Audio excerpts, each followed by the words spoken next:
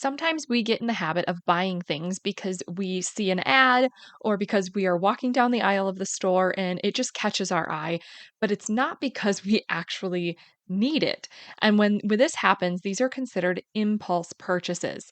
And this sneaky habit can cause us to spend more money than needed and it can quickly clutter up our homes. So, today we're actually going to go through 5 questions that you can use next time you're looking at buying something that was not planned. And going through this process first can help you reduce the impulse purchases and keep that increasing clutter at bay. Are you ready to stop the chaos, the stress, the overwhelm that's filling your life?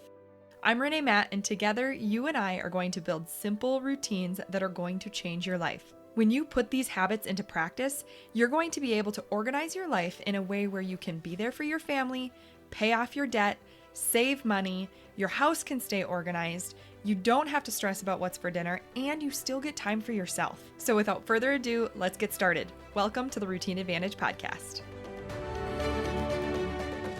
We all know what it's like when the impulse purchases are going crazy. I tend to go in spurts where I'm really good about not buying anything impulsively for a long time.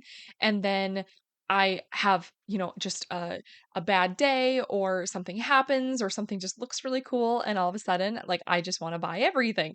And I have noticed that this has increased when I increase my screen time. So it's something to think about if you have never really thought about it.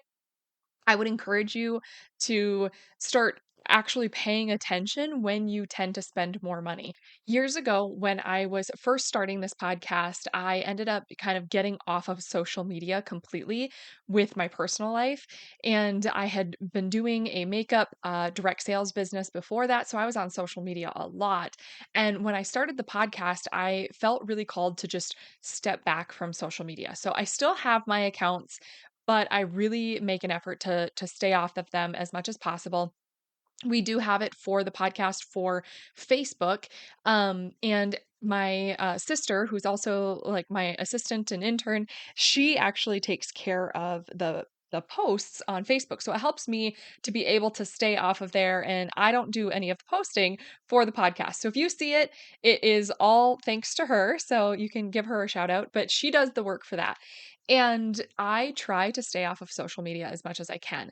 Well, every once in a while, I pull it up on my phone and I just start scrolling. And after staying away from it for so long, I recognize that as you're scrolling, it's way more like in your face about all of the advertisements and the reels that are showing a product or trying to get you to click on something or to refer you to something that is purchasable. And when you start scrolling on those things, it's really hard to not think like, oh, that would be cool, or that's interesting, or I haven't seen that before. I could use that. And it's all these little things going in your head where you want to click it and see how much it costs or how long it would take to ship. And you just start getting in this little spiral of making additional purchases. So it actually encourages me even more so to get back off of social media because all I'm seeing are ads or trends where it's the same video repeated by multiple different people. I'm like, this isn't entertaining to me anymore. Or maybe social media has just shifted where that's what it is now and it's not what I was used to before. I don't know what it is, but it actually kind of irritates me when I'm on social media because I'm like, I don't why am I looking and wasting time on a lot of this stuff because I don't need it. So this is not a social media uh reduction episode to encourage you to get off of social media, but it's just to encourage you to think beyond the scope of just running out of money or spending money. It's about actually paying attention why you spend money, where you spend money, and then going through these questions to ask yourself, is this a purchase that you really want to make? So, I have 5 questions that I think can help you spend less money and keep the clutter at bay at the same time. So, we're going to go through those and hopefully you will find them helpful. So, we're going to go through and start with question number 1. Is this replacing something I already have and use? Because if you ask yourself this question, obviously, if it's replacing something that you already have, you need to ask yourself, do you actually use it? Like, are you going to get use out of this new item because it's something that you already have and you use it regularly? So it makes sense to replace it. Or is it something that you already have that you never use? It's just a newer version of it and you're just going to end up buying it and it's going to sit in a cabinet or on a counter somewhere and it's never actually going to get used anyway because you already have it and you don't use it. So this can go in many different directions, but you really want to ask yourself so that you fully understand if it is replacing something you already have and if you actually regularly use it, if it is something you already have. And if you think about this question enough and you realize like, "Oh, I do have one of these, like an older version," you might realize that you don't even need a new one because you forgot about the old one and the old one is working just fine. Or even test yourself, like if you already have it, you could consider using the old one before purchasing the new version of whatever this is. Use the old one, see if you even like it, if you even use it, and if you do and it becomes something that you use regularly, then go ahead and invest in the newer version of whatever you're purchasing because then you know it's actually going to get used. It's not just going to be something that gets forgotten about like the old one did. So that is a really great question to ask yourself. The second question is, do I need this or do I want it? And distinguishing that is going to probably make a big difference because sometimes we convince ourselves that, oh, I need this. But when you really sit down and think about it, it's like, no, I've been living perfectly fine without it. It is not a need, it is a want. And that is something that will help determine whether or not you want to purchase it. And just because you want it and you don't actually need it doesn't mean you can't purchase it. There are definitely things out there that we want that we can purchase without any guilt. However, we need to make sure we're not making excuses for ourselves and that we fully know that it is a want and not a need in certain instances. And we're not going to make the excuse and say we do need it, but it's because we actually just want it. So be honest with yourself and know if you need it or if you want it, and if you're okay purchasing it based on your own answer. The third question is, where would I store this? Because everything needs a home. We need to know where this is going to go in our home because if there's not a place for it, we need to make a place for it. And do you have room to make a place for it? So that is something that is an important question to help keep the clutter at bay, is making sure that you have a place to store this thing. Number 4 is, did I budget for this? And this is something that is going to be a big key in trying to stick to your budget each month because sometimes you're going to have like a sinking fund or something budgeted in your monthly budget that will allow for certain purchases without them being planned out. So you need to know, do you have that money allotted or assigned in your budget to be able to make this purchase? And if not, is it something that you want to just hold off on a little bit, budget it for the next month and see if you still really want it? Because you might decide like, okay, it is something I want. We didn't budget for it this month, but we're going to budget for it next month and then I'm going to purchase it. By the time next month comes around, you might be like, I don't actually still want that.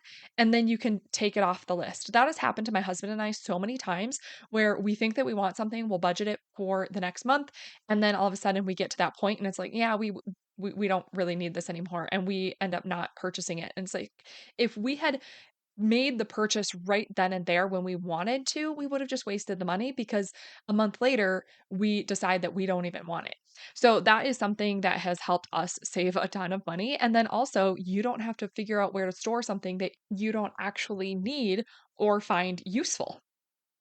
So, the fifth and final question that I would recommend is asking yourself, is there something else I would prefer to spend my money on? And this kind of goes along with question number 4, is whether or not you budgeted for it, but it's taking it a little step further and asking yourself, the money that would be spent on this item, do I want to put my money here or would I rather take this money and spend it elsewhere? Whether that is putting it into savings, paying off debt, or just buying something else that you would prefer. Maybe instead of buying this great skincare set that's getting advertised when you have a perfectly good skincare set that you are currently using and you're enjoying.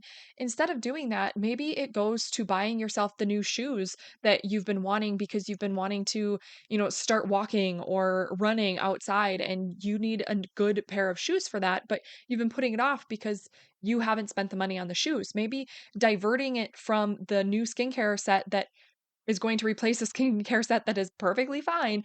Instead, you go and buy the shoes instead. So, I mean, that's just one example. This can go in so many different areas, but it's asking yourself if there's something else that you would prefer to put your money towards rather than this impulse purchase. It just kind of gives you a second to pause and really think about it and then decide what you really want to do at that point. So, I will go ahead and recap those 5 questions for you so that you can really go through them in order. And then hopefully, you will be able to reduce those impulse purchases and reduce the amount of clutter in our homes because a lot of times we don't think about it. It's like if we're bringing home bags and bags of stuff that we're getting at these shopping spree on these shopping sprees and we're bringing all that stuff into our homes and we're not getting rid of the same amount, we're building up more items. So we're building more clutter if we don't have a home for it. So we really have to think about this. It's like, okay, if you are going to go on a shopping spree and be bringing a bunch of stuff home,